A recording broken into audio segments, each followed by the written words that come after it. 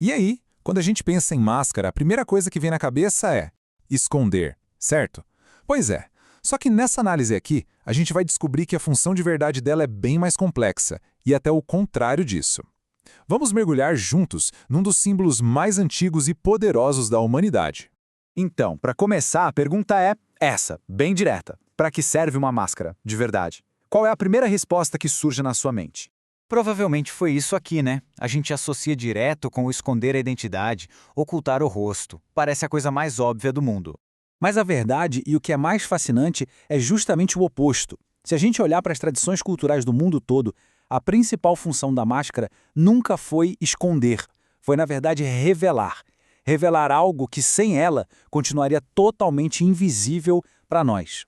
E essa aqui é a definição que a gente precisa ter em mente. A máscara é como se fosse uma ponte, um portal que conecta o nosso mundo com outras realidades, sejam elas sagradas, sociais ou até psicológicas. Ela é, antes de mais nada, uma ferramenta de transformação. Para a gente entender isso na prática, vamos começar pelo papel mais antigo e profundo dela, essa conexão com o que é sagrado. E olha, isso aqui é muito importante. Não estamos falando de uma simples peça de teatro, de uma atuação. Nos rituais e danças sagradas, a pessoa que veste a máscara passa por uma mudança real profunda. Ela se torna o próprio veículo para uma entidade, uma força maior. A máscara faz exatamente essa ponte. Ela permite que um ser humano, que é mortal, um indivíduo, consiga se conectar e, por um momento, incorporar o divino, o mítico, o arquetípico. É uma fusão de dois mundos que só acontece por causa dela. E o mais impressionante é que essa ideia não é de uma cultura só, ela é universal. Desde as máscaras funerárias do Egito, que serviam para garantir a identidade na vida após a morte, até as faces divinas na China antiga ou os rituais de cura dos povos iroqueses, o princípio é sempre o mesmo, a máscara funcionando como um portal. Vamos focar um pouco nesse exemplo funerário que é bem claro. A máscara ali não era só um retrato, sabe? Ela tinha a função de fixar uma essência, uma forma imutável da pessoa para garantir que a identidade dela não se perdesse na transição para o além. Era como uma âncora para a alma. Beleza, saímos agora do mundo sagrado e vamos pular para o mundo social. Vamos ver como essa mesma lógica de revelação funciona em festas coletivas, como, por exemplo, o carnaval. Aqui, a máscara age de um jeito um pouco diferente, mas ela ainda revela. O anonimato que ela proporciona simplesmente suspende as regras sociais, as hierarquias. E aí, nesse espaço de liberdade, aquilo que normalmente fica reprimido no dia a dia pode finalmente aparecer. É um contraste total entre dois mundos.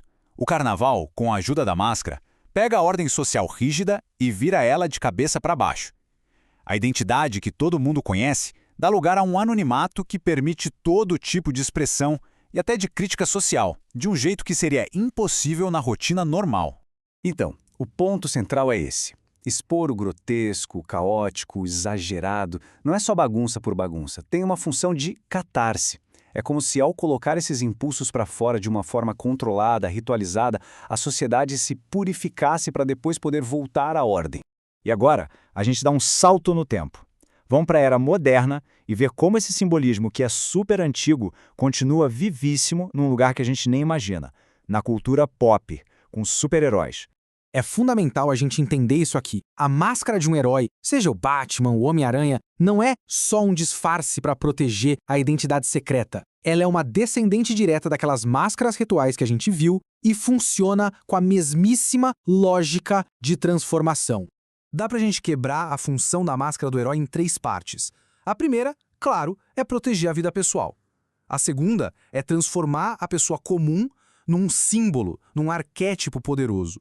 E a terceira, que talvez seja a mais importante de todas, é universalizar esse símbolo. O Homem-Aranha é o exemplo perfeito disso. Pensa bem, como o rosto dele é totalmente coberto, ele não tem uma etnia, não tem uma identidade fixa ali. Ele deixa de ser o Peter Parker e se torna um ideal. E por causa disso, qualquer pessoa, de qualquer lugar, de qualquer origem, pode se identificar com ele. A máscara o torna universal. Bom, depois de passar pelo sagrado, pelo social e pelo mítico, a gente chega agora na nossa síntese, numa ideia final que é um pouco mais filosófica. Como a gente viu, a máscara, em cada um desses contextos, sempre fez a mesma coisa no fundo. Ela revelou o divino nos rituais, revelou o reprimido no carnaval e revelou o arquétipo nos mitos modernos. O fio que conecta tudo é sempre a revelação. E para a gente fechar, tem uma provocação final, que vem de algumas tradições orientais. A ideia é que até mesmo as figuras mais assustadoras, como monstros e demônios, são na essência só máscaras. São aparências vazias, sem uma substância real por trás. E isso prepara o terreno para a nossa última pergunta. E aqui fica a reflexão. Se a máscara revela o que está oculto, e se a gente aplicasse essa mesma lógica para o próprio mundo que a gente vive? E se tudo isso que a gente percebe, a nossa realidade, for a última grande máscara, que ao mesmo tempo que esconde, também aponta para uma verdade muito mais profunda por trás de tudo? Fica aí a questão.